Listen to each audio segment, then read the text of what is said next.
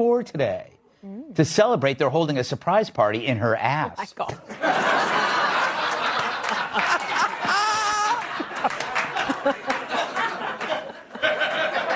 All right. So it's over. Donald Trump's got this. And I'm not basing that on any tips or internal polling.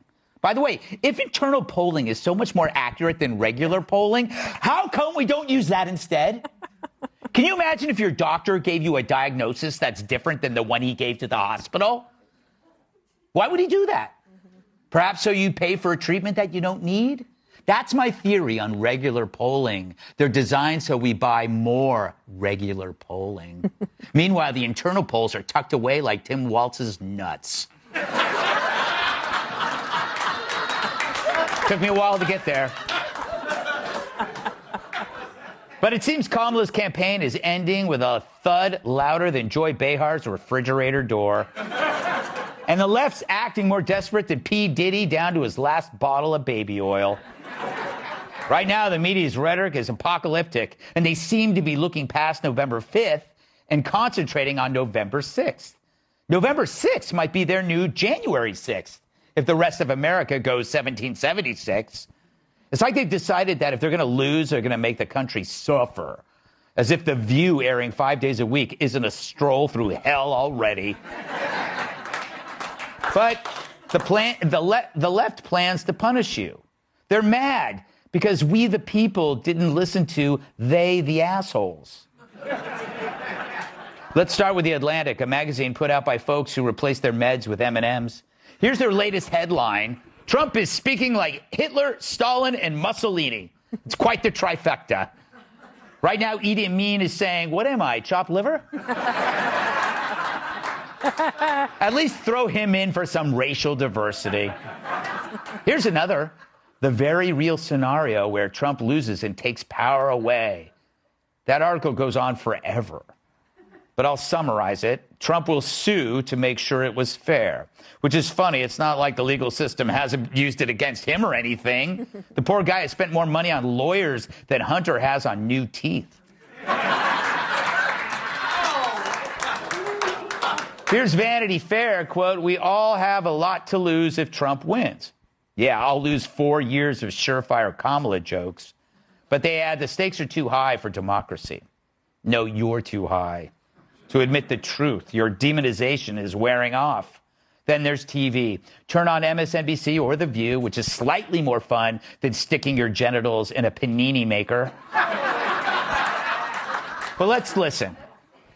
Let's talk about fascism for a second. That definition has Trump's picture next to it in the dictionary. It's not really what Donald Trump said, except for the fact that what he's talking about is a fascist, right out of fascist playbook where you use the military to go after your political opponents. If we live in a country where 60% of self-identified Republicans essentially believe what Hitler believed, right, in terms of people should be rounded up, they're poisoning our blood.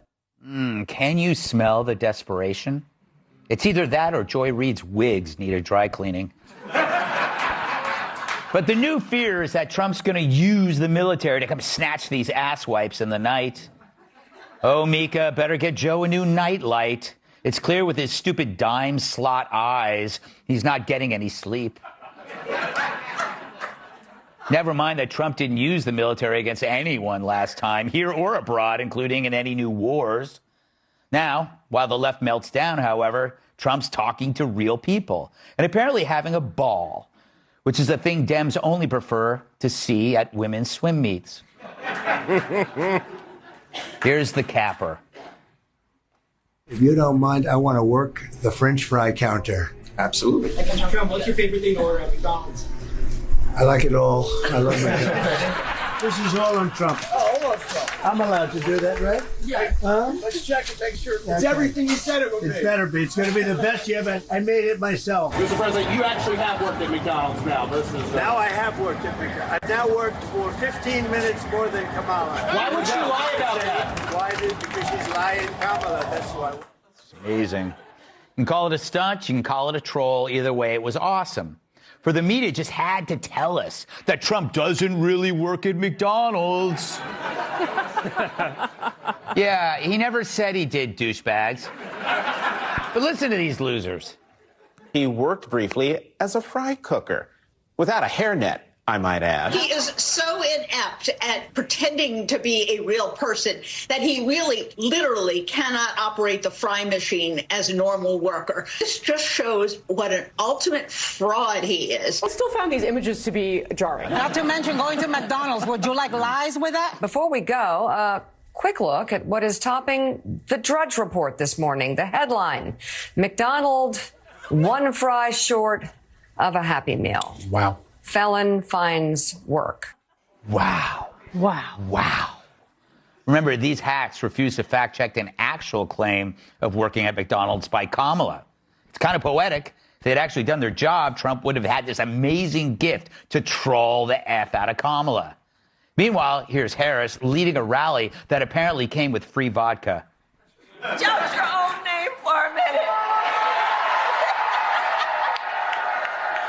That's what I'm talking about, because it's about you. It's about your family. It's about you. That's what I'm talking about. Tell me that's not a woman loaded with alcohol.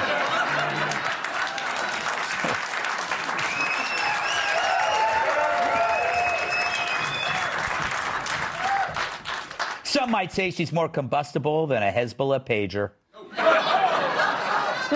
Here's her co-star.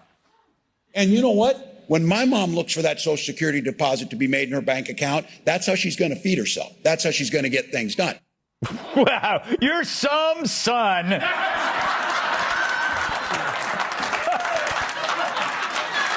Buy her some groceries, you goofball. Jesus. Holy hell. So now the press is saying Trump is becoming mentally incapacitated. These are the same jackasses who told us you were riding with Biden as we watched Joe get lost on a 4x8 stage. Every time he tried to exit after a speech, it felt like an episode of Naked and Afraid. It's all but does Trump care? No. He's too busy going to McDonald's, Bronx barbershops, talking to working people who, unlike journalists, aren't assholes. But we can't let up. Even if the race is over, the integrity of the election remains in play. After all, this is the party and media that sold us Crossfire Hurricane, a demented Joe Biden, and the fake laptop story. Now they're even more desperate. You'd be nuts to be complacent. And whatever they're throwing at Trump is what they're guilty of themselves. They're not monkeys hurling crap at us. They're throwing it into the blades of a whirling metal fan, ending up just like Kamala, completely faced.